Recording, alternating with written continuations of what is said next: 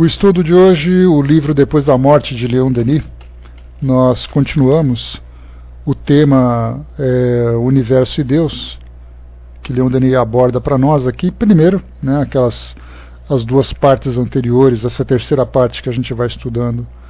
Leon Denis fala um pouco sobre o universo material, vamos dizer assim, e a relação que ele tem com o nosso mundo, né, e a nossa presença nesse mundo também, e também a regência de Deus. E aqui agora, a partir dessa terceira parte, Leon Denis já começa a fazer uma abordagem moral do universo, exatamente porque o mundo dos espíritos é um mundo moral. Consequentemente, traz para nós o resultado de ações que nós praticamos, e não apenas restritos ao mundo físico, como nós imaginamos. Então, a gente vai começar a partir desse ponto. E ele diz o seguinte para nós. Bom dia, Nancy. Ao mesmo tempo que as leis do mundo físico mostram-nos a ação de um sublime ordenador, as leis morais, por intermédio da consciência e da razão, falam-nos eloquentemente de um princípio de justiça, de providência universal. O espetáculo da natureza, o aspecto dos céus, das montanhas, dos mares, apresentam ao nosso espírito uma ideia de um Deus oculto no universo. Aliás, Leon Denis faz um comentário mais aprofundado desse tema no livro O Grande Enigma, que eu já comentei com vocês, que é estudado aqui no Paul Talk, todas as quintas-feiras, às 6h15 da noite, na Sala Espiritismo Net Brasil. Então, Leon Denis procura fazer uma interpretação de tudo aquilo que existe na natureza para tentarmos encontrar Deus. Eu falo tentarmos porque essa busca e essa compreensão ela é bastante subjetiva. Cada um de nós tem ali a sua própria forma de se relacionar com Deus.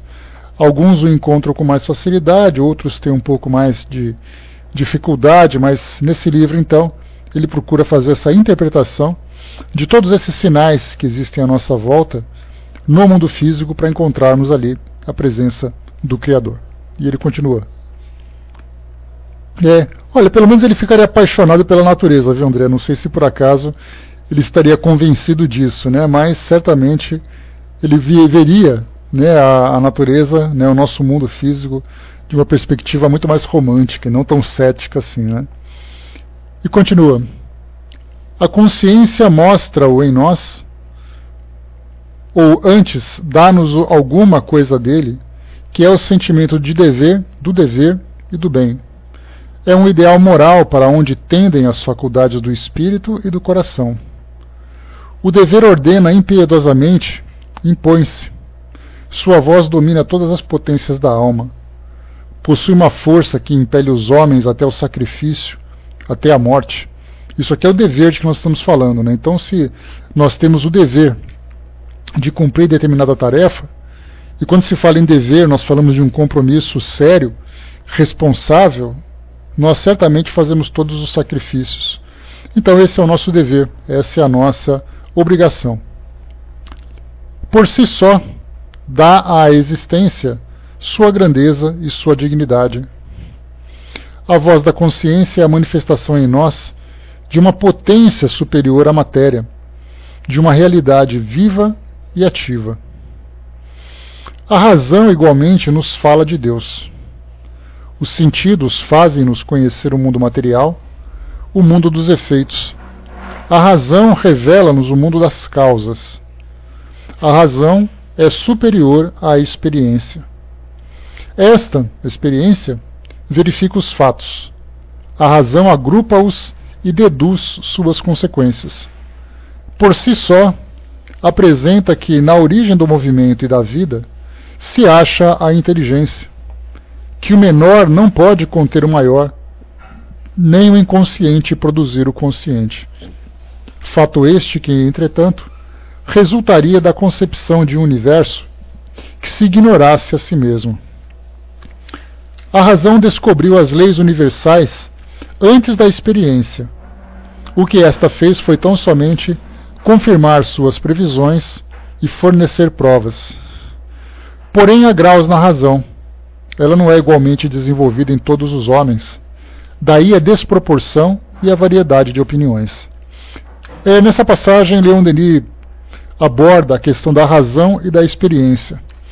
A experiência significa vivermos uma determinada situação e a partir dali armazenar todos os elementos dessa situação no nosso arquivo mental, para que a gente possa fazer comparações, não apenas daquilo que causa, mas daquilo que também traz como consequência.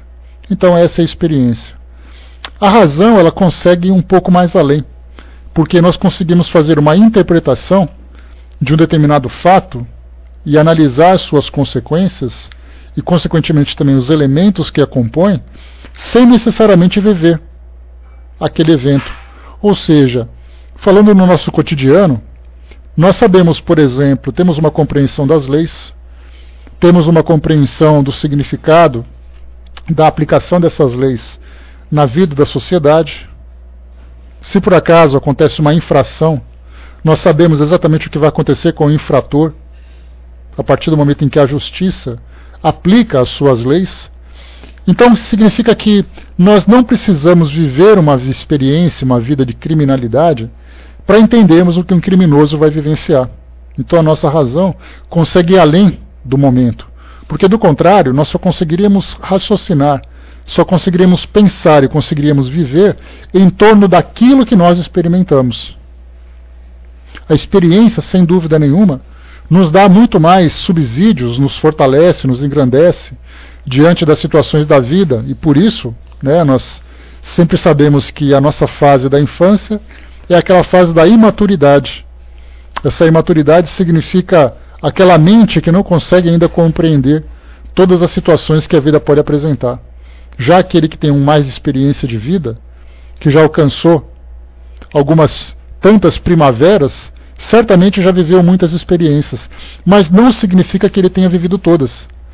Mas aquelas experiências que ele viveu no seu caminho já é o suficiente para que ele faça ali uma comparação daquilo que chega de novidade para aquilo que já foi vivido. Se por acaso eu tive uma experiência, por exemplo, uma experiência de relacionamento, uma experiência afetiva, que me trouxe uma frustração, que me trouxe uma dúvida, que me trouxe receio, certamente quando eu me envolver novamente com outra pessoa, eu vou levar em consideração, ou pelo menos deveria, mas a gente parte do princípio de que todos nós conseguimos fazer isso, nós fazemos uma comparação para aquilo que eu já vivi e para aquilo que eu já não quero mais viver. Então, do contrário, nós vamos sempre viver situações que vão trazer dor. Então, na verdade, a experiência serve para que nós evitemos essa dor. Então, nós temos a nossa experiência de vida. E nós, consequentemente, transmitimos esse conhecimento para os nossos filhos, para aquelas pessoas que estão próximas a nós. Aquele conselho que a gente vai dar é um conselho muito mais interessante quando ele já foi vivido por alguém.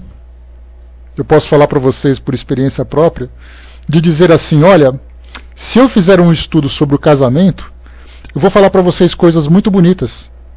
Mas como é que eu posso atestar essas informações se eu nunca fui casado? Como é que eu posso falar de filhos se por acaso eu não tenho filhos? Então, a razão me permite fazer uma análise da situação e transmitir para vocês algumas ideias, mas não significa que elas tenham sido vividas. Então a experiência, sem dúvida, fortalece em nós todo esse conhecimento que vai sendo adquirido. Mas se eu não tenho a oportunidade de viver esse conhecimento, essa experiência, certamente a minha razão consegue extrapolar a realidade. Então eu vou analisando os fatos, analisando as consequências. Por exemplo, aqui no Brasil, nós temos experiências que são muito particulares dos brasileiros. O nosso tipo de relacionamento, a nossa cultura, a nossa história. Quando eu vou para um outro país, eu vou encontrar pessoas que vivem outro tipo de experiência. Para vocês que estão na Europa, para pessoas que vivem na Ásia, na África, como é que eu posso dizer que a minha experiência de vida aqui no Brasil pode ser aplicada com toda a autoridade num outro país que tem uma cultura diferente? Então, na verdade, nós vamos vivendo experiências de acordo com a nossa necessidade. E por isso, quando nós tratamos de programação reencarnatória, de experiências de provas e expiações, cada espírito é um universo único, que para ele, mesmo vivendo no mesmo país, dependendo do tipo de relacionamento que eu tenho, dependendo do tipo de cultura, dependendo do estilo de vida, no local, na região onde eu vivo, a idade que eu tenho, tudo isso vai me trazer elementos muito particulares. Então, experiência, sem dúvida, é importante. Mas, quando se trata de razão, nós podemos sempre ir além. Imaginar aquilo que vai vir na frente, imaginar aquilo que foi do passado, que poderia ter sido no passado, imaginar situações do presente, e a nossa razão trabalhando vai então juntando peças e vai nos fortalecendo cada vez mais. Tem sempre uma frase que eu sempre gosto de trazer para vocês. Deixa eu pegar ela aqui certinho. Espera aí que eu quero lê-la na sua íntegra.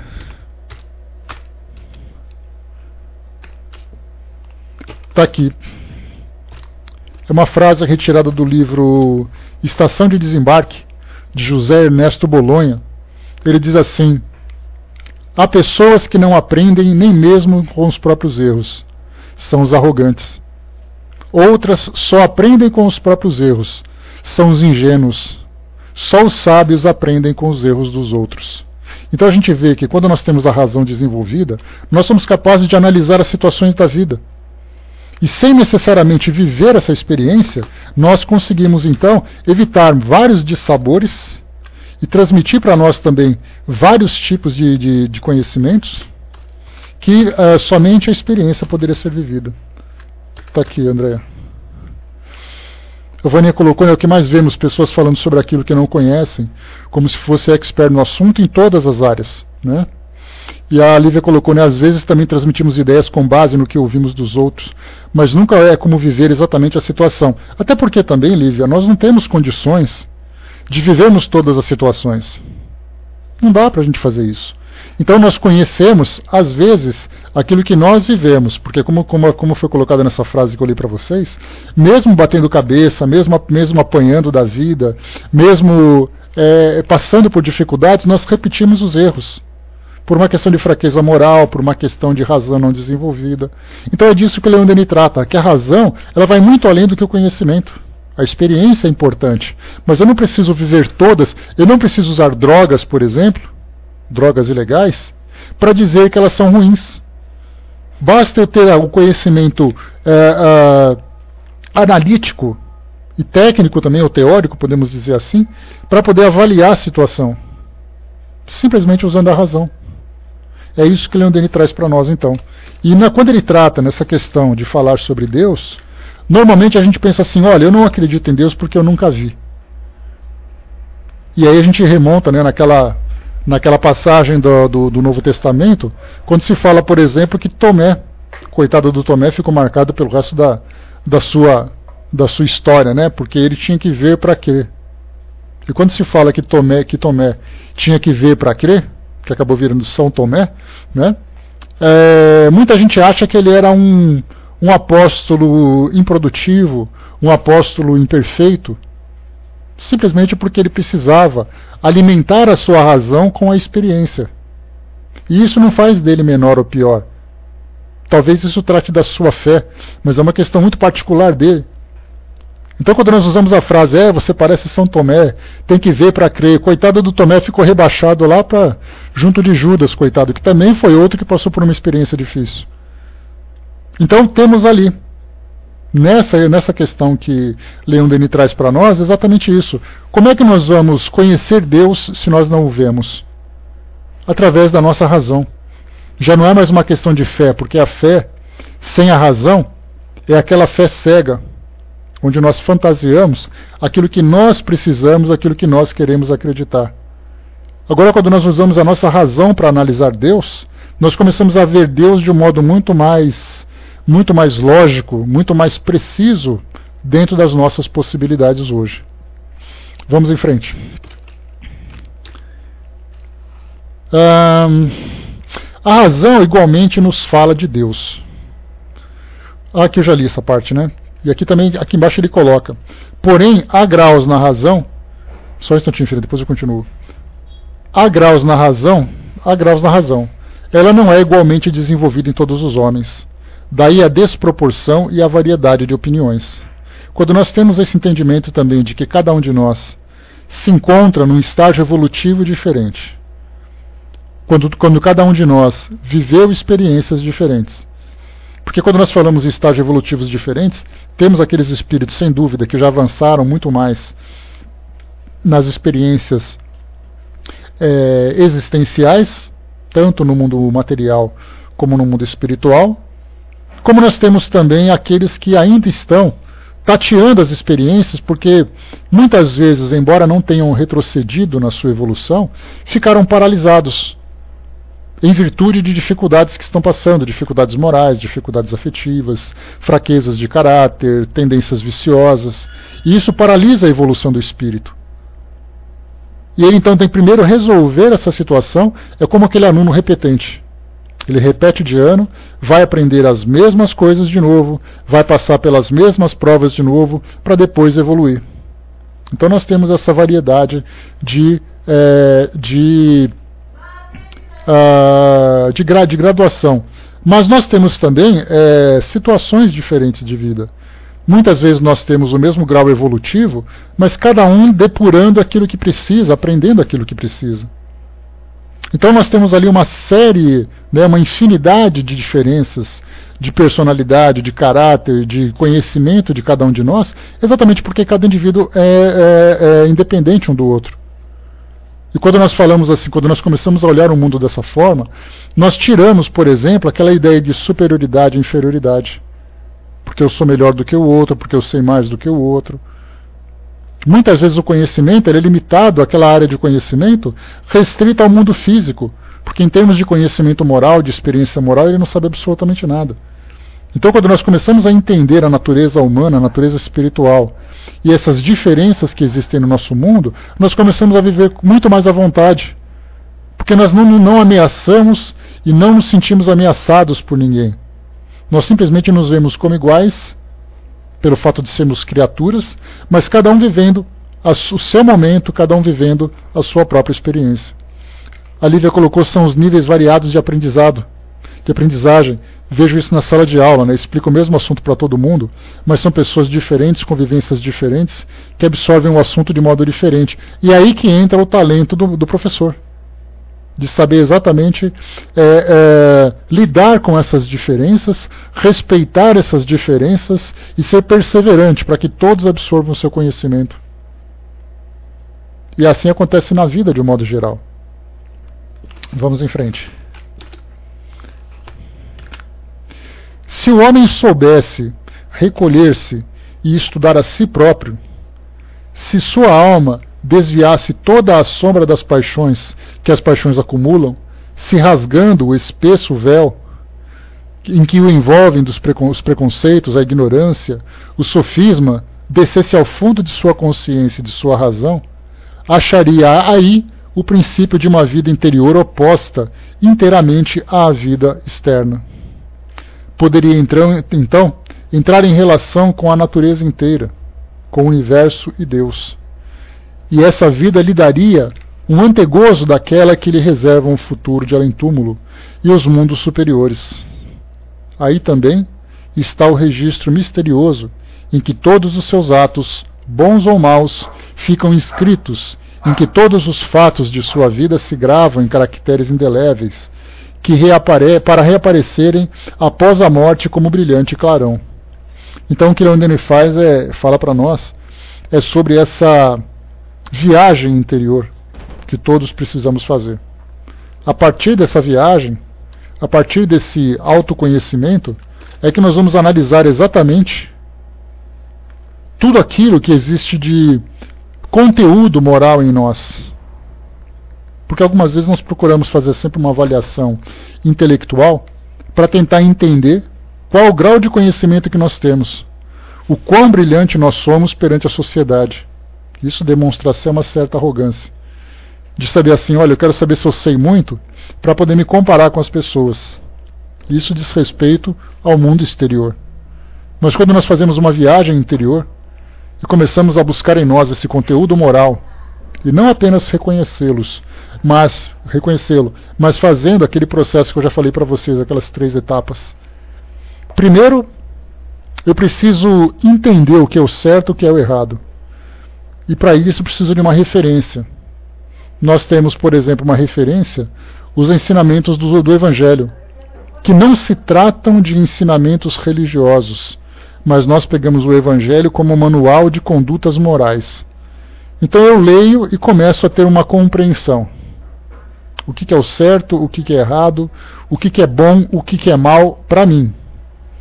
A partir desse, quando eu começo a formar então, digamos, esse dicionário, ou esse vocabulário, aí há a necessidade de eu começar a fazer essa viagem interior e buscar dentro de mim mesmo que elementos que eu possuo desse vocabulário, ou desse acervo, dessa biblioteca. Bom, eu tenho esse vício nesse grau, eu tenho essa virtude nesse grau, eu tenho aquela dificuldade, aquele medo, aquela culpa. A partir do momento que eu faço essa identificação, comparando com esse acervo que eu consegui acumular, aí é o momento de fazer o trabalho de transformação. Porque ninguém consegue se transformar se não sabe para onde ir. Como é que eu posso dizer assim, não, eu quero conquistar. Conquistar o quê? Não sei, eu quero conquistar alguma coisa. Já começou mal. Porque ele não traçou metas, não fez um planejamento e não sabe o que começar. Aquela pessoa que a gente vê hoje, muito comum na nossa sociedade, eu preciso fazer alguma coisa para ganhar dinheiro.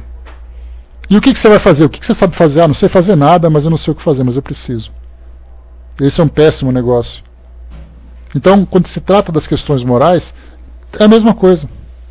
Para que traçamos, pois exatamente, Lívia, sem logística não há vida, e é exatamente assim.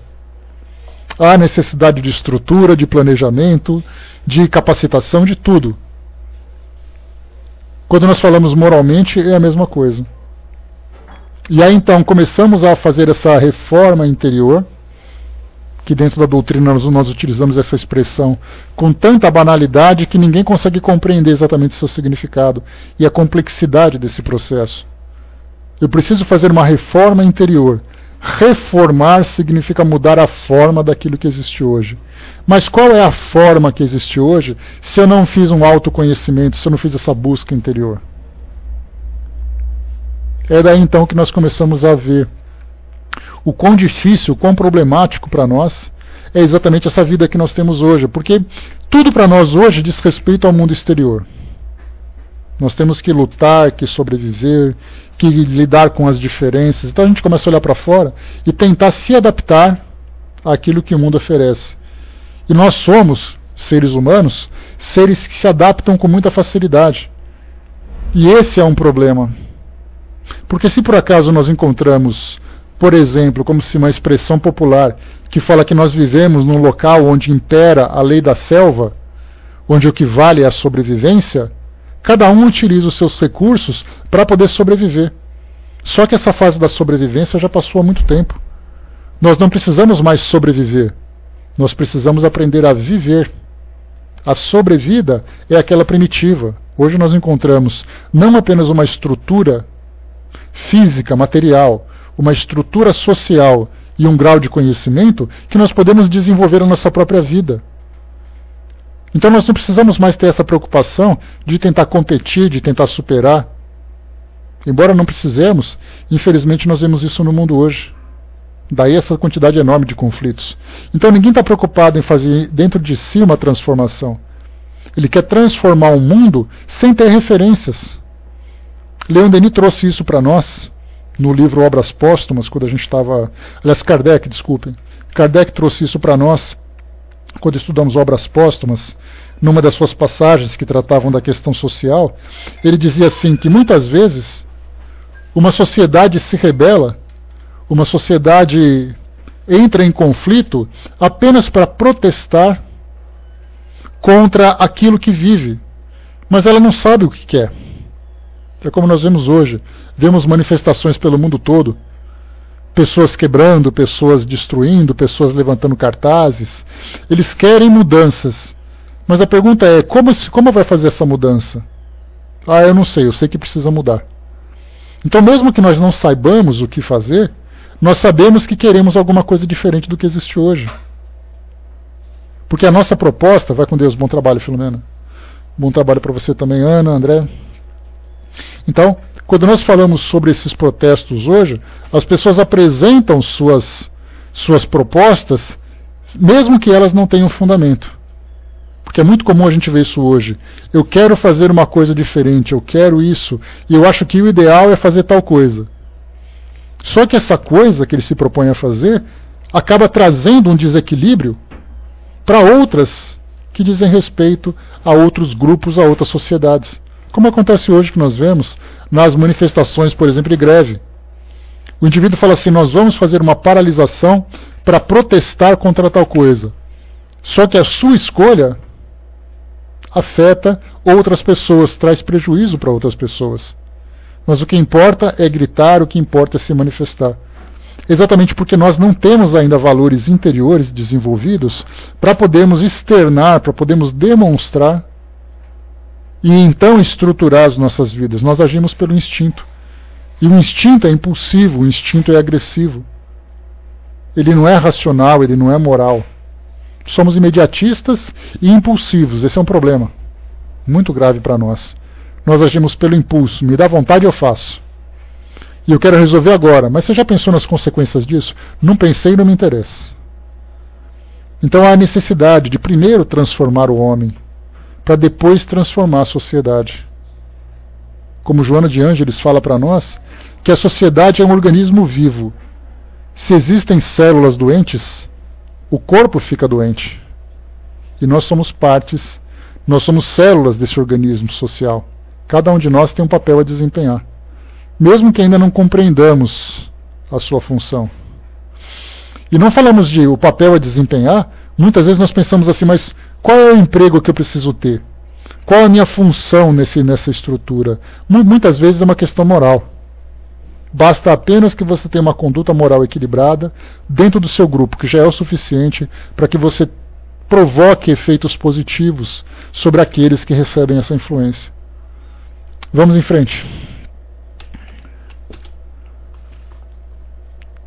Algumas vezes, uma voz poderosa, um canto grave e severo, ergue-se dessas profundezas do ser.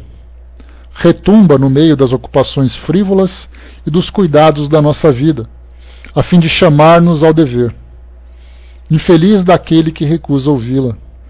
Chegará o tempo em que o remorso ardente lhe ensinará que não se repelem impunemente as advertências da consciência. Então a gente já começa a falar assim que, embora muitas vezes nós não tenhamos valores bem desenvolvidos, nós temos sempre de plantão aquela sentinela que se encontra em conexão com esse pensamento superior e que está sempre chamando a atenção. Nós, quando fazemos uma coisa errada, nós sabemos que estamos fazendo errado.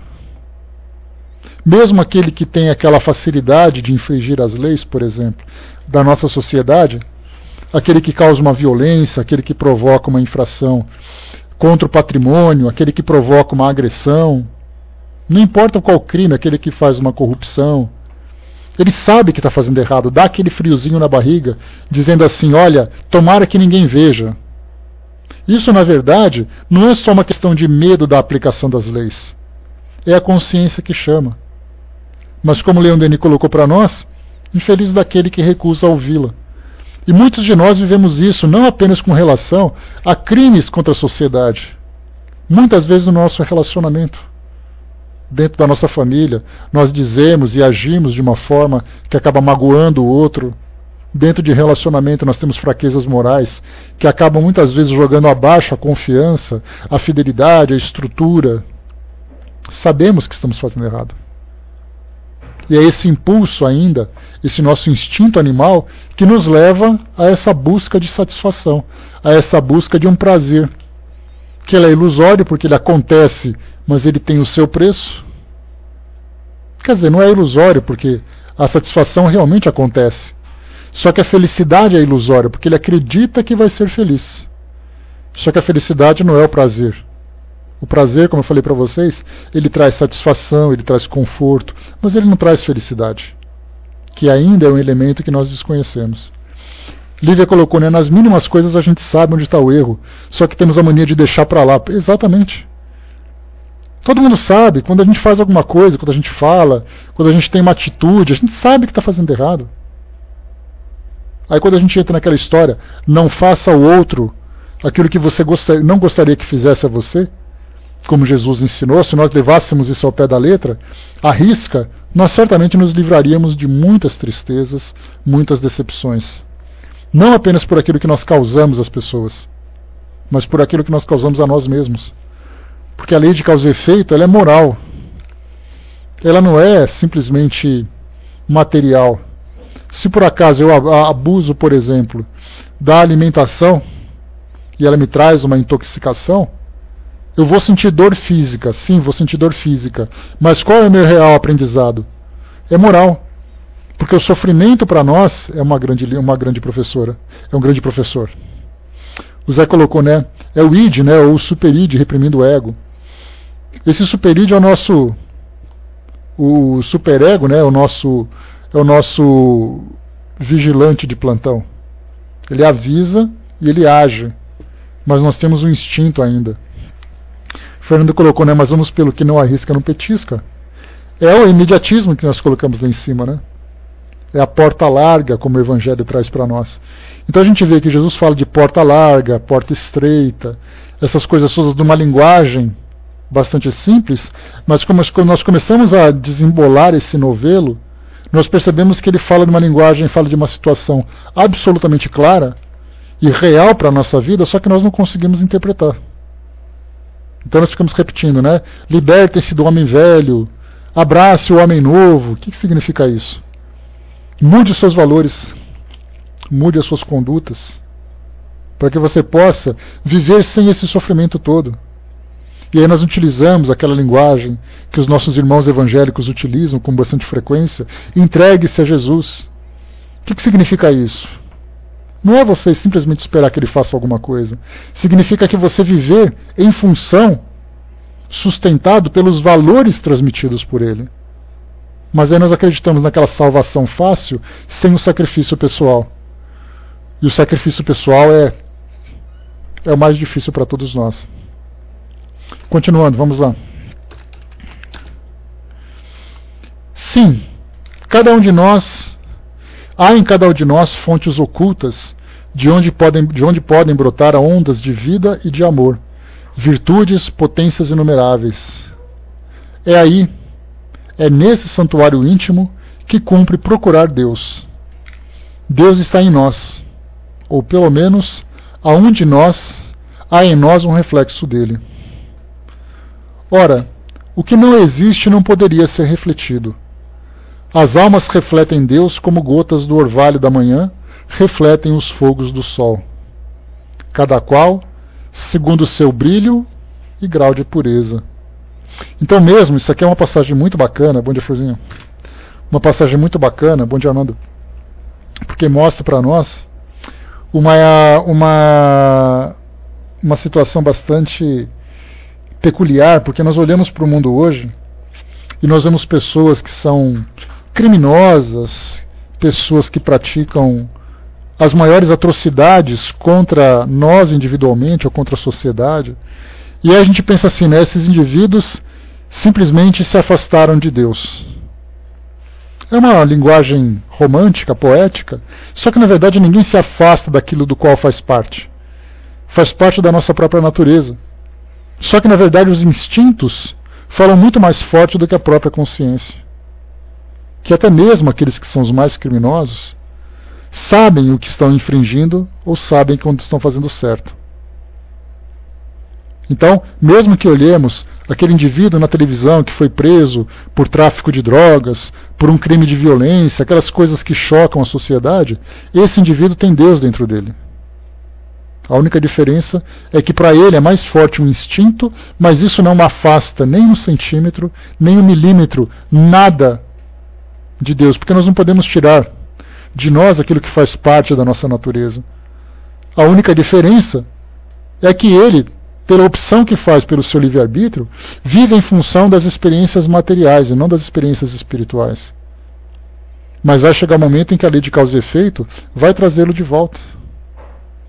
O destino conduz aquele que o aceita e arrasta aquele que o nega. E esse arrastamento é doloroso. Mas todos nós já também tivemos as nossas experiências e hoje nós estamos aqui. aprendendo, buscando conhecimento, apesar das fraquezas, apesar dos erros. Então Deus está presente em todos. Não pensemos com essa nossa pretensão de que nós estamos mais perto e o outro está mais distante. Lembra da passagem do Evangelho que Jesus não veio para os saudáveis, não veio para os sãos, ele veio para os doentes? Então muitas vezes aquele tem muito mais atenção do que nós, se nós pensarmos nessa comparação. Só que todos nós somos assistidos na mesma proporção. A única diferença é a nossa aceitação ou a nossa recusa em função daquilo que nós buscamos. O Zé colocou, né, quando eu era da polícia, os malandros diziam, né, tem que ser porque é de lei, né? E é mesmo. Se é de lei, é de lei. Existe uma lei moral que está acima de tudo e de todos. Continuando, vamos lá. É por essa refração, por essa percepção interna, e não pela experiência dos sentidos, que os homens de gênio, os grandes missionários, os profetas conheceram Deus e suas leis, e revelaram-na a todos os povos. Aí nós falamos daqueles que são gotas de orvalho que refletem com muito mais intensidade esses fogos do sol, que são esses missionários, esses profetas. Nós somos aquelas gotículas, né, aquelas gotículas que respingam aqui, que refletem um pouquinho ali, mas todos nós recebemos essa luz e refletimos. Vocês se lembram, né, quando nós fizemos um estudo sobre isso, eu falei para vocês assim, nós imaginamos um traficante de drogas, por exemplo, como a pior espécie da sociedade. Mas quando ele está em casa, abraçando o seu filhinho, abraçando a sua mãe, abraçando o seu animal de estimação, ele demonstra amor. E é um amor sincero. Então, na verdade, ele consegue direcionar o amor dele para algumas situações, mas para outras não. Mas o amor está presente dentro do coração dele. Aquele entendimento de fraternidade, de fidelidade, de cuidado, está presente na sua mente. É tudo uma questão do quê? De influência do mundo material sendo mais intensa do que a existência do mundo espiritual. Mas ele jamais deixa de ser um espírito e jamais deixa de ser parte, de ter essa parcela de Deus dentro dele. Bom dia, Rô, bom dia, Sandra, bom dia, Dudu. Vamos lá. Pode-se levar mais longe do que temos feito a definição de Deus? Definir é limitar. Em face desse grande problema, a fraqueza humana aparece. Deus impõe-se ao nosso espírito, porém escapa a toda a análise. O ser que enche o tempo e o espaço não será jamais medido por seres limitados pelo tempo e pelo espaço. Querer definir Deus seria circunscrevê-lo e quase negá-lo. Aqui é interessante, né, a pretensão que nós temos de compreender Deus. E Jesus, na sua grande sabedoria, falou assim, é muito mais fácil você fazer uma comparação. O pai e a mãe são aqueles que criaram um filho, são aqueles que geraram um filho. Como é que nós podemos imaginar um ser que gerou uma criatura? Chamá-lo de Criador. Fazendo uma comparação bastante pedagógica, nós temos então que Deus pode ser comparado a um pai. Mas fica a pergunta, mas por que Deus não pode ser mãe? Simplesmente porque a forma como ele foi expresso naquela época era para que fosse compreendido numa sociedade patriarcal, numa sociedade machista. Então o pai tinha muito mais autoridade do que a mãe. Mas se nós formos, por exemplo, para as praticantes da Wicca, que viviam ali naquela região da Europa, norte da Europa, nos países escandinavos, Deus é a mãe natureza. Aí já começamos a ver também um certo feminismo, já que as praticantes da Wicca são mulheres. Mas Deus é o que é. É assexuado, é infinito, é incompreensível. Incompreensível. Só que nós tentamos defini-lo, né, do nosso modo, tentando limitá-lo ao nosso conhecimento. E aí então nós pensamos, né, primeiro naquele Deus que veio do passado, Deus mosaico que viveu na época em que Moisés era o grande pregador dos ensinamentos divinos, lá para 3.200, 3.500 anos, onde Deus era um Deus temperamental, um Deus furioso, um Deus vingativo. E aí então quando nós pegamos no Antigo Testamento, lá na Gênese, e vemos que Deus nos criou à sua imagem e semelhança, eu me olho no espelho e vejo quem? Deus. Só que eu vejo Deus no meu corpo físico, não vejo Deus na minha essência espiritual. E aí então eu transformo Deus num humano. E transformando Deus no humano, eu acabo limitando-o. Então Kardec, quando ele começou a se aprofundar nos estudos doutrinários, a primeira pergunta que ele fez, a gente já falou sobre isso várias vezes, não perguntou quem é Deus, ele perguntou o que é Deus. Quer dizer, que coisa é essa? Como é que nós podemos entender essa ideia que nós temos de uma inteligência máxima? E os espíritos também não fizeram, não tentaram enrolar muito, não. Deram uma resposta simples que para nós ainda nos manteve naquela dúvida. Nos mantiveram naquela dúvida, né? Aquelas duas definições que deram. Primeiro que era uma inteligência suprema. Tá. Depois era a primeira causa de todas as coisas. Tá, também. Quando nós falamos em inteligência suprema, nós imaginamos que para ter inteligência precisa ser tem que ter um ser. Então Deus para nós é um ser. E os seres que nós conhecemos somos nós mesmos. E aí então a gente começa a soltar aquelas faíscas pela orelha, aquela fumacinha de neurônios queimados, sem conseguir entender nada. Porque quando nós começamos a procurar pelo mundo afora, por todas as religiões, quando nós falamos de religiões, nós falamos de escolas espiritualistas que trazem uma potência máxima. Então nós temos no budismo, temos no hinduísmo, no islamismo, no cristianismo e tantos ismos que tem por aí. Cada religião tem ali a sua inteligência suprema. E cada um traz a sua própria definição.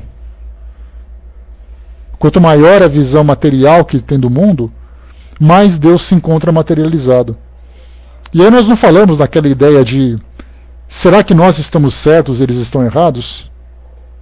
Porque até mesmo nós, que recusamos Deus, por exemplo, na imagem de um elefante, nós temos a ideia de que Deus é uma inteligência suprema, causa primeira de todas as coisas, mas mesmo assim, racionalmente nós não conseguimos entender ainda a definição de Deus.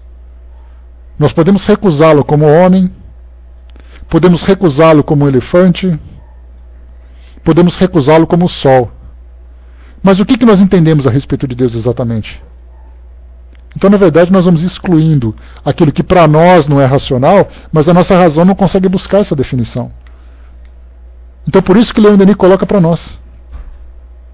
Ele enche o tempo e o espaço, e não será jamais medido pelos seres limitados pelo tempo e o espaço. Querer definir Deus seria circunscrevê-lo, ou seja, colocá-lo num formato, numa forma. E isso seria quase que negá-lo. Não adianta a gente querer falar porque eu sei de Deus tanto quanto vocês. Então, a gente um dia, quem conseguir avançar um pouco mais, volta para contar o que entendeu. Se conseguir, né? Vamos lá. As causas secundárias da vida se explicam, mas a causa primária permanece inacessível em sua imensidade. Só chegaremos a compreendê-la depois de termos atravessado a morte bastante vezes, ou seja, depois de nós conseguirmos nos desenvolver espiritualmente um tanto significativo. Porque causas secundárias da vida, nós mesmos somos uma causa secundária. O fato de nós termos sido criados veio de uma vontade. O que é essa vontade que é a causa primeira? Não entendemos. Nós olhamos para uma montanha e como conseguimos entendê-la como sendo uma causa secundária. Mas qual foi a causa primária? Aí nós vamos dizer assim, mas foi a movimentação das placas tectônicas que acabaram enrugando a crosta terrestre e depois criou as montanhas. Muito interessante. Quais são as leis que regem tudo isso? Lei disso, lei daquilo. Quem criou essas leis? Aí o ateísta vai dizer, a natureza criou as leis. Nós vamos dizer, Deus criou essas leis. E a pergunta é, quem é Deus? Voltamos ao ponto de origem. Então, como Leon Denis coloca para nós, a causa primária de tudo, que é Deus, está muito longe ainda da nossa compreensão. as causas secundárias, tudo aquilo que vem como consequência, causa e efeito. As causas secundárias podem até se explicar, porque elas são analisadas pelos seus efeitos. Mas a causa primária é impossível para nós ainda. Para resumir, tanto quanto podemos, tudo o que pensamos referente a Deus, diremos que Ele é a vida, a razão, a consciência em sua plenitude. É a causa eternamente operante de tudo o que existe. É a comunhão universal, onde cada ser vai sorver a existência, a fim de, em seguida, concorrer, na medida de suas faculdades crescentes e de sua elevação, para a harmonia do conjunto. Ei-nos bem longe do Deus das religiões, do Deus forte e cioso, que se cerca de coriscos, reclama vítimas sangrentes e pune os réprobos por toda a eternidade. Os deuses antropomórficos passaram. Fala-se ainda muito de um Deus a quem são atribuídas as fraquezas, as paixões humanas. Porém, esse Deus vê todos os dias diminuir o seu império. Até aqui o homem só viu Deus através do seu próprio ser, e a ideia que dele faz variava segundo o contemplava por uma ou outra de suas faculdades. Considerado pelo prisma dos sentidos, Deus é múltiplo. Todas as forças da natureza são deuses. Assim nasceu o politeísmo. Aqui a gente fala, né?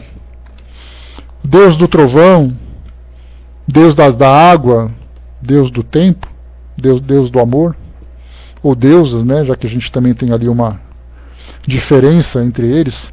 Deus do conhecimento, Deus da guerra, Deus disso, Deus daquilo. Só falando do panteão greco-romano. Se nós voltarmos um pouco mais, nós veremos Deus numa flor, veremos Deus no sol, veremos Deus nas pedras, nos animais. E o interessante de tudo isso, quando a gente fala sobre essas atribuições de Deus, principalmente relacionada com as fraquezas humanas, como Kardec coloca, como o Leon Denis coloca, fraquezas e paixões humanas, a gente vê muito hoje, que é uma expressão bastante utilizada, que nós somos pessoas tementes a Deus. E isso dá para ter uma ideia do que significa Deus para nós. Alguém que vai proporcionar algum tipo de castigo. Ou seja, eu temo a Deus, sou temente a Deus porque eu tenho medo do castigo que Ele vai me oferecer se por acaso eu cometer um erro. E o castigo capital, nesse caso, seria ser enviado para o inferno por toda a eternidade. E o prêmio máximo seria exatamente viver em estado contemplativo por toda a eternidade no paraíso. Assim nós interpretamos Deus, nós pedimos perdão a Deus. Perdoai as nossas ofensas, assim como nós perdoamos a quem nos tem ofendido. Por que Deus se sentiria ofendido por nós? Por que nós temos que pedir perdão a Deus? Nós somos muito mais movidos por um sentimento de culpa do que uma compreensão do que significa Deus. Porque aquele que perdoa é aquele que foi ferido, é aquele que foi ofendido. E na nossa concepção, Deus se sente ofendido, Deus se sente ferido pelas nossas ações. Voltamos ao Antigo Testamento e vemos uma passagem em que Noé constrói a sua arca, coloca ali a sua família, um casal de cada animal, e 40 dias e 40 noites flutuando, porque Deus se arrependeu de criar o homem e decidiu destruir toda a humanidade. E essa fantasia que é contada naquele período é hoje algo muito real para muitas pessoas, que colocam para nós, mas Deus se arrependeu? Significa que Deus criou e não sabia o que ia acontecer? Quer dizer que Deus falhou? Se Deus falha, Ele não é perfeito. E aí, se nós começarmos a destrinchar esse raciocínio, a gente vai perceber que Deus é tão humano quanto nós. Então, na verdade, somos nós que não conseguimos compreendê-lo. Então, ao pedirmos perdão, na verdade, nós estamos pedindo perdão para a nossa própria consciência. E esse perdão significa que temos que trabalhar para não errar de novo. A Lívia colocou, seria como dividir Deus em departamentos, e é por aí mesmo. Dividimos Deus em várias personalidades, né, que fica mais fácil. Um palestrante uma vez disse que Deus não se ofende porque ele entende o quanto pequeninos somos em termos de evolução. É uma definição, é uma ideia correta essa. Porque na verdade, Deus não é passional. Aquele que é movido por paixões, por sentimentos, como nós temos hoje. Então, na verdade, quando nós cometemos uma infração, existe uma lei tranquila, automática de causa e efeito, que nos traz de volta à razão. Começa a nos impulsionar para esse aprendizado. Então, tudo aquilo que nós fazemos contra nós ou contra o nosso semelhante vai gerar uma consequência que vai fazer com que nós restituamos aquilo que foi infringido anteriormente. Leonardo colocou: eu assisti uma mulher ensinando sobre Reiki e achei estranho que ela dizia que Deus é apenas uma energia que emana do cosmos. E quando você coloca as mãos sobre o paciente, essa energia emana através de suas mãos, curando o paciente, trazendo equilíbrio na energia do corpo. Olha, Leonardo, assim como nós utilizamos o magnetismo, que é esse fluido cósmico universal, é uma interpretação interessante que nós temos, os reikianos também pensam dessa forma. Então, na verdade, como eu falei para vocês, eu falei das religiões, mas nós poderíamos falar de filosofias também, né? Que assim como os muçulmanos e os hinduístas têm interpretações a respeito de Deus, nós temos os esotéricos, nós temos os reikianos, que interpretam Deus como sendo, por exemplo, uma energia cósmica. Já ouvimos essa definição.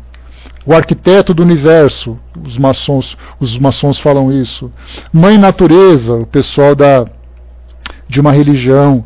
Pai, nós chamamos de pai, ela chama de energia cósmica. Então, na verdade, nós todos procuramos, de certa forma, fazer interpretações. E a pergunta é: está errado falar sobre isso? Se nós entendemos Deus como uma inteligência, eles entendem como energia. Quem está certo e quem está errado? Então, na verdade, nós temos que tentar, pelo menos, entrar em sintonia com essa coisa, seja lá qual for o nome que nós ofereçamos a ela, para que nós sigamos essas leis que são naturais, que regem nossas vidas. Então é muito difícil para nós, é estranho, sem dúvida nenhuma. É estranho. Mas a gente vai tentando racionalizar cada vez mais essa ideia para alcançarmos uma resposta mais satisfatória. Deus não é uma energia, ele é uma pessoa, tem personalidade e intelecto, que é a capacidade de sentir, a vontade e a capacidade de tomar decisões. Deus tem personalidade? Deus é uma pessoa? Aí você está materializando Deus, como eu falei para vocês agora há pouco. Então todos nós temos ali uma forma muito pessoal, uma interpretação muito particular de entender Deus. Como Leon Denis colocou, se nós colocamos uma forma em Deus, colocamos Deus como uma pessoa, nós estamos limitando, e Deus é limitado. Deus está acima do tempo e do espaço, segundo a interpretação dele. Então, para a gente poder ver qual é a interpretação correta, de dizer que Deus, por exemplo, é uma pessoa que tem forma, sentado num trono, que tem sentimentos e tem vontades. Os espíritos colocaram uma definição que nos afastasse, ou pelo menos que tentaram, né, nos afastar, dessa ideia materialista de Deus. Uma inteligência suprema, uma causa primária. Não falou quem ele era, não falou onde ele estava. Essa é uma interpretação que alguns fazem de um jeito, outros fazem de outro, como eu comentei com vocês. Vamos lá em frente.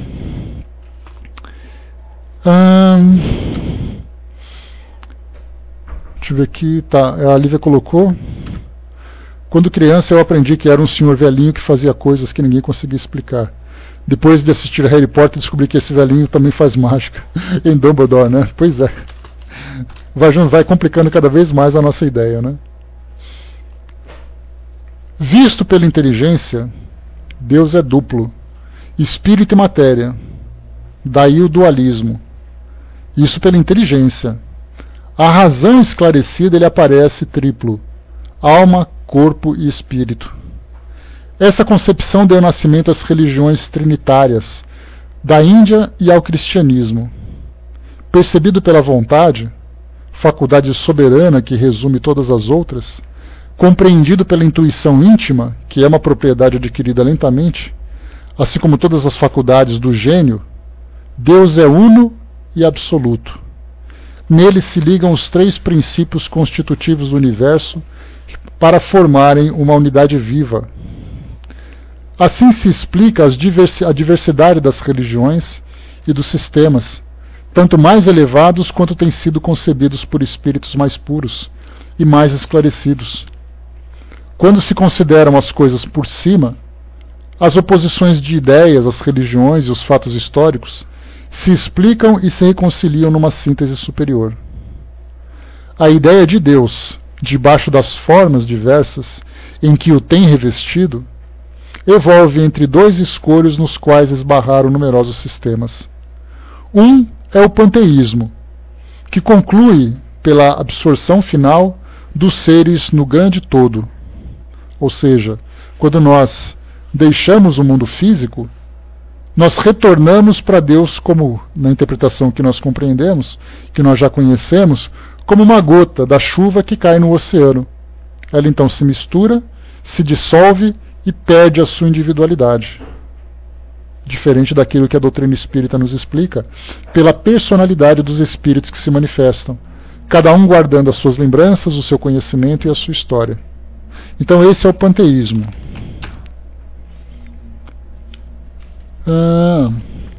O outro é a noção do infinito, que do homem afasta Deus, e por tal sorte que até parece suprimir toda a relação entre ambos. E isso fala que Deus está tão longe de nós que nós não temos ligação com Ele. A noção do infinito foi combatida por certos filósofos. Embora incompreensível, não se poderia abandoná-la, porque reaparece em todas as coisas. Por exemplo, que há de mais sólido do que o edifício das ciências exatas? O número é a sua base. Sem o número não há matemáticas. Ora, se é impossível, decorressem mesmo séculos, encontrar um número que exprima a infinidade dos números, cuja existência o pensamento demonstra. O número é infinito. O mesmo sucede com o tempo e com o espaço. Além dos limites do mundo invisível, o pensamento procura outros limites, que incessantemente se furtam à sua compreensão. Quando a gente fala sobre Deus é infinito, nós procuramos, de alguma forma, apresentar, conhecer esse infinito e encontrar o seu limite. O próprio nome diz que é infinito, e mesmo assim a gente continua essa busca. Como acontece com os números, nós já tivemos pessoas que tiveram o trabalho de contar os números. Tivemos outros que tiveram o trabalho de contar as estrelas. Contar as estrelas, deitou no chão, 1, 2, 3, 4. Outros que escreveram, antes era no papel, depois foi para o computador, para escrever os números que tinham ali 50 dígitos. Outros procuram o fim do universo, encontrar o limite do universo. Vemos hoje formatos gráficos que são apresentados por estudiosos da astronomia, que mostra o universo naquele ovo com certas posições de estrelas. E assim nós procuramos fazer também com Deus. Tentar dar um formato a Deus, já que nós falamos que Deus é infinito. Como é que nós temos a pretensão de tentar encontrar o seu fim? Continuando. Uma só filosofia parece ter evitado esse duplo escolho e conseguido aliar princípios opostos à aparência. É a dos druidas gauleses. Assim se exprimiam na tríade. Então nós estudamos sobre os gauleses, sobre os druidas, na Gália, que hoje é a França. Então os druidas, que eram aqueles religiosos do passado, eles tinham a seguinte interpretação de Deus. 3 necessidades de Deus: ser infinito em si mesmo, ser finito para com o finito e estar em relação com cada estado das existências nos círculos dos mundos. Bom, assim, conforme este ensino, ao mesmo tempo simples e racional, o ser infinito e absoluto por si próprio faz-se relativo e infinito com suas criaturas, desvendando-se sem cessar sobre aspectos novos, na medida do adiantamento da elevação das almas. Deus está em relação com todos os seres. Penetra-os com o seu espírito, abraça-os com seu amor, para uni-los em um laço comum e assim auxiliá-los a realizar seus intentos menores. Então é interessante, né? Como diz aqui em cima na tríade, infinito em si mesmo. É um ser finito para com o finito. Ou seja, se nós somos partes desse Deus, por sermos sua criatura, significa que nós temos essa relação. Deus se torna limitado quando ele se individualiza em nós, mas ele, na sua própria essência, se mantém infinito. É algo assim complicado. E estar em relação com cada coisa, cada estado das existências, no círculo dos mundos, ou seja, com as criaturas, com a matéria, com todos os seres. Então, como quando Jesus disse para nós que somos deuses, na verdade ele fala do grande potencial que nós temos, e esse grande potencial é exatamente por sermos parte dessa divindade. Assim como nós, organicamente, temos o DNA dos nossos pais, que nos geraram, que elaboraram essa matéria, esse corpo físico que nós temos, e espiritualmente nós poderíamos dizer que temos também o DNA de Deus. E em cada um de nós ele se faz finito, mas no todo ele continua sendo infinito. Não se preocupem, daqui umas 400 encarnações nós vamos entender isso melhor. A gente volta a se encontrar nesse futuro, anotem aí. E continua. Sua revelação, ou antes, a educação que ele dá às humanidades, faz-se gradual e progressivamente pelo ministério dos grandes espíritos. Mais uma vez, como nós dizemos lá no começo desse livro, Leon Denis lembrava que cada religião traz ali os seus mestres, os seus profetas, os seus missionários. E esses têm a missão, ou as missões, de nos esclarecerem, de nos aproximarem, de nos educarem nesse grande processo de evolução do conhecimento e principalmente da razão. Diz assim: a intervenção providencial está registrada na história por aparições em tempos prescritos, no seio dessas humanidades, pelas manifestações de almas eleitas, encarregadas de introduzirem nelas as inovações, as descobertas que acelerarão seus progressos, ou de ensinar os princípios de ordem moral necessários à regeneração das sociedades. Então temos ali desde aqueles indivíduos intelectualizados, que trazem as invenções, o conhecimento para melhorar o mundo material e a nossa relação com esse mundo material, como temos aqueles que trazem também esses princípios morais, que vem trazer ali apresentar, oferecer uma proposta de transformação da humanidade. De tempos em tempos, então, nós temos essas presenças aqui entre nós. O druidismo, em vez da teoria da absorção final dos seres em Deus, tinha do Seogan, circuito superior que encerrava todos os seres, morada exclusiva do ser divino. A evolução e o processo das almas, prosseguindo infinitamente, não podiam ter fim. Voltaremos ao problema do mal. Quer dizer, aqui agora já muda de tema, né?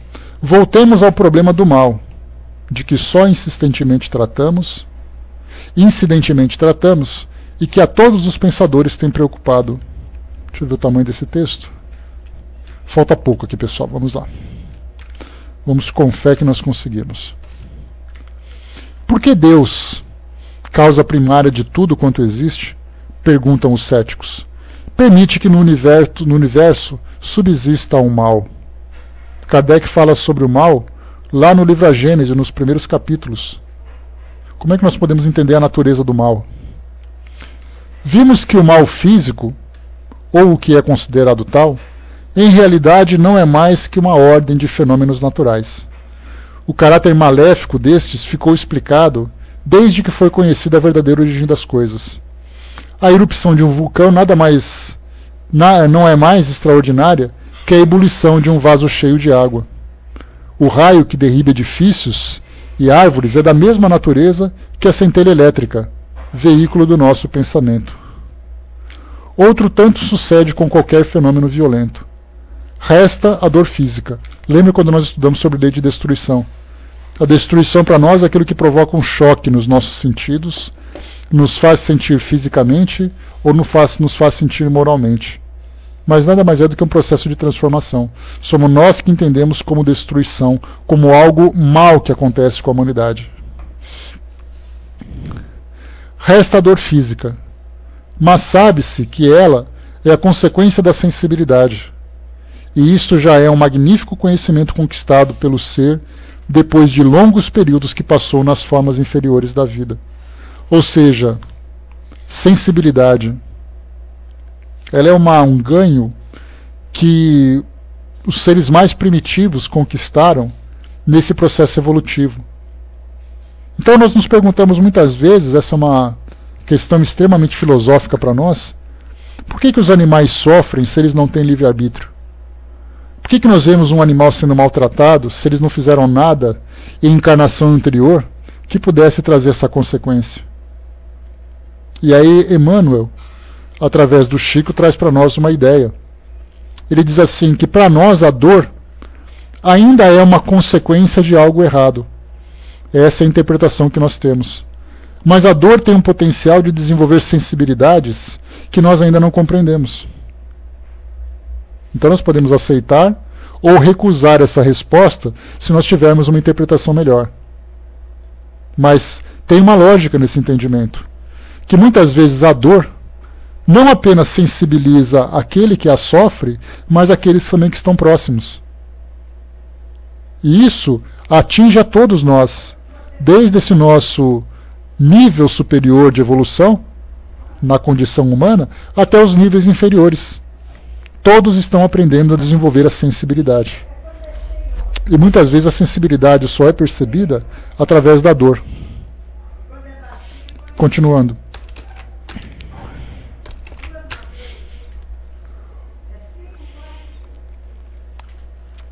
A dor é uma advertência necessária, um estimulante à vontade do homem, pois nos obriga a concentrarmos para refletir e força-nos a domar as paixões. A dor é o caminho do aperfeiçoamento. Porém, o mal moral, dirão, o vício, o crime, a ignorância, a vitória do mal e o infortúnio do justo, como explicá-los? Primeiramente, em que ponto de vista se coloca quem pretende julgar essas coisas? Se o homem não se vê, não vê senão uma partícula do mundo em que habita, se só considera a sua curta passagem pela terra, como poderá conhecer a ordem eterna e universal? É aquilo que nós vemos hoje. Hoje nós vemos o mundo, pessoas passando fome, pessoas sofrendo de guerras, pessoas sofrendo com doenças, pessoas com sofrimento de toda a ordem. Por que elas sofrem se nós encarnamos aqui para encontrar Deus? A nossa visão se limita a essa existência. E então nós não conseguimos fazer a interpretação. Por que uma criança nasce com uma paralisia cerebral? Nasce com um câncer, nasce cega? Por que uma pessoa que aparentemente é uma pessoa do bem, de repente desencarna precocemente? Ou de repente sofre situações que nós não compreendemos? Se Deus é tão justo, por que Ele permite que isso aconteça? São perguntas justas que se fazem por todas as religiões, por todos aqueles que não compreendem, e nós vamos aprofundando um pouco mais quando começamos, por exemplo, a expandir a nossa visão além da vida física que nós temos agora. E não apenas a vida espiritual, mas outras oportunidades, outras ações que foram movidas pelo nosso livre-arbítrio e trouxeram consequências. Já começamos a aliviar um pouco mais a pressão que essas dúvidas provocam. Mas se nós não tivermos essa visão expandida, nós vamos entender Deus como sendo alguém que é injusto. Como Ele pode permitir que isso aconteça com certas pessoas?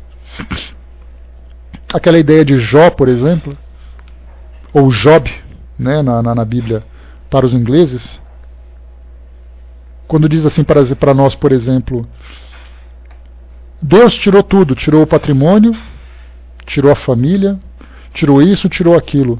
Por que Deus fez isso? Para testar a sua fé. Para testar a minha fé? Por que não testar a fé do vizinho? Tinha que ser a minha? Por que Deus me escolheu para isso? Porque eu sou privilegiado? Ou Ele me julga privilegiado ou Ele me julga um infeliz. porque ele fez comigo e não fez com o outro. E aí nós começamos então a colocar em xeque exatamente essa justiça divina, por falta de entendimento, por termos essa limitação de compreensão. E continua. Para avaliar o bem ou o mal, o verdadeiro e o falso, o justo e o injusto, cumpre nos elevarmos acima dos estreitos limites da vida atual e considerar o conjunto dos nossos destinos. Então o mal aparece tal como é, como um estado transitório inerente ao nosso mundo, como uma das fases inferiores da evolução dos seres para o bem. Não é em nosso mundo nem em nossa época que se deve procurar o ideal perfeito, mas na imensidade dos mundos e na eternidade dos tempos. A sensação que dá, lendo isso de Leon Denis, é como se nós estivéssemos presos dentro de uma ilha, não conseguindo ver além daquilo que a ilha mostra. E de repente a gente consegue voar e alcançar o universo.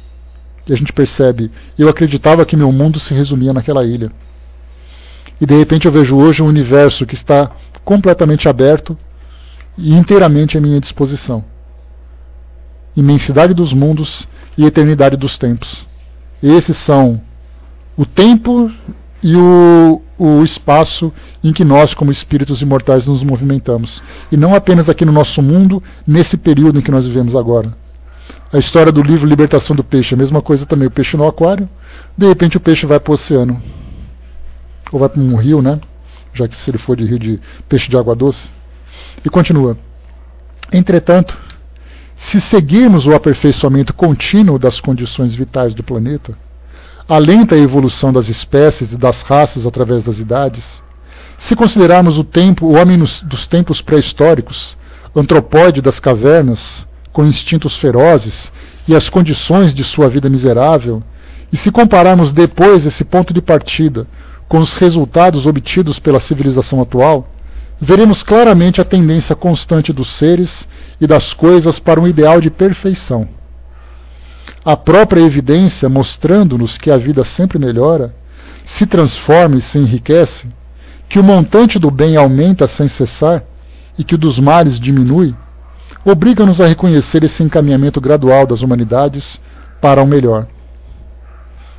Mesmo pondo em linha de conta os tempos de parada e algumas vezes até os retrocessos desse grande movimento, ninguém deve esquecer que o homem é livre e pode dirigir-se à vontade num sentido ou em outro, não sendo possível o seu aperfeiçoamento senão quando a vontade está de acordo com a lei. O mal, oposição à lei divina, não pode ser obra de Deus. É, portanto, obra do homem, a consequência da sua liberdade. Porém, o mal, como a sombra, não tem existência real. É antes um efeito de contraste. As trevas se dissipam diante da luz. Assim também o mal se evapora logo que o bem aparece.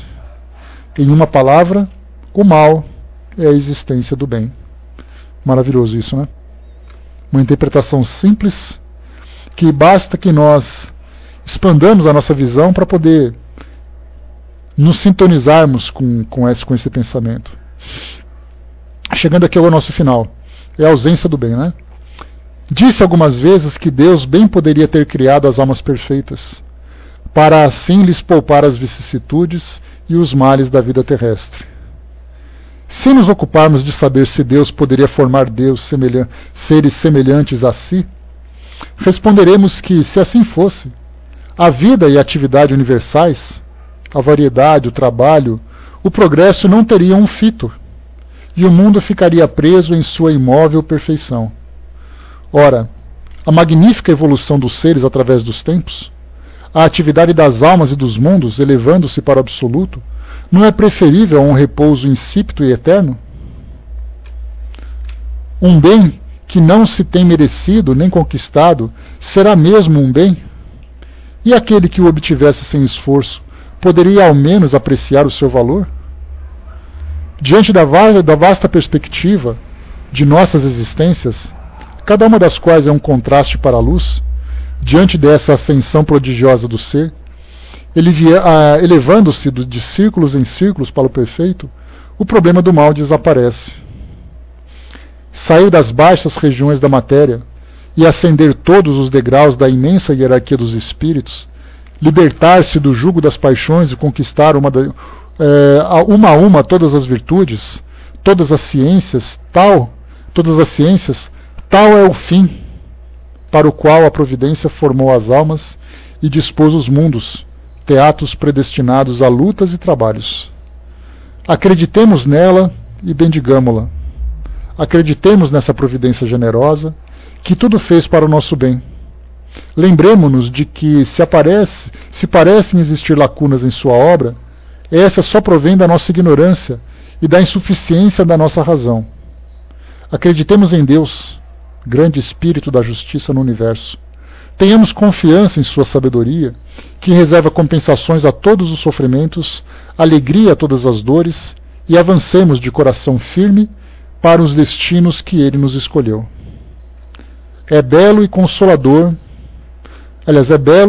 é consolador e doce poder caminhar na vida com a fronte levantada para os céus, sabendo que mesmo nas tempestades, no seio das mais cruéis provas, no fundo dos cárceres, como à beira dos abismos, uma providência, uma lei divina paira sobre nós, rege os nossos atos, e que de nossas lutas, de nossas torturas, de nossas lágrimas, fez sair a nossa própria glória e a nossa felicidade.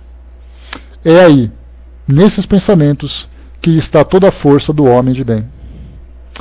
Fechamos por aqui então. Isso aqui merece ser lido de novo por vocês como lição de casa, para que analisem detalhadamente, porque às vezes vocês estão fazendo alguma coisa no meio do estudo, né, ocupados aí nas atividades de vocês, e não dá para prestar atenção detalhadamente em tudo que está sendo lido. Porque ficar aqui 1h30 lendo, e vocês parados 1h30 ouvindo, é algo quase que impossível. Então algumas vezes acaba que vocês não conseguem acompanhar detalhadamente. Por isso leiam de novo esse trecho do Depois da Morte, lá do capítulo 9, o Universo e Deus, porque vale a pena. Se nós tivermos alguma dificuldade para refletir sobre essa questão de Deus, Leon Denis, com a sua poesia e com o seu conhecimento, ele traz para nós aqui ideias bastante agradáveis, no mínimo, para que nós tenhamos essa compreensão. Né? Pois é, né, Lívia? Desaparece, dá nisso, né? Mas vai acompanhando pelos áudios, não desiste não. Então é isso, gente. Fechamos por aqui o nosso estudo.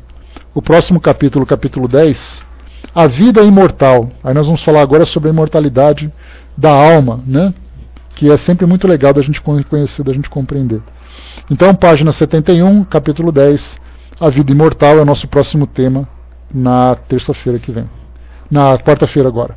Já lembrando também que amanhã nós não teremos estudos, tá? Eu tenho um compromisso na parte da manhã, mas na quarta-feira a gente está de volta por aqui. Tá bom? Então, fechando, vou passar para a nossa amiga Silvia. Bertozzo, o curso de atendimento fraterno, ele vai começar agora no mês de agosto, e as inscrições serão abertas em julho. Mas eu aviso para vocês, tá? Não se preocupa não, que eu vou colocar aviso lá em agosto, com as inscrições em julho. Então eu vou colocar para vocês a informação lá no nosso grupo no Facebook, vou avisar para vocês aqui na sala também, tá? E depois quem tiver interesse em participar, aí se inscreve, e eu vou passar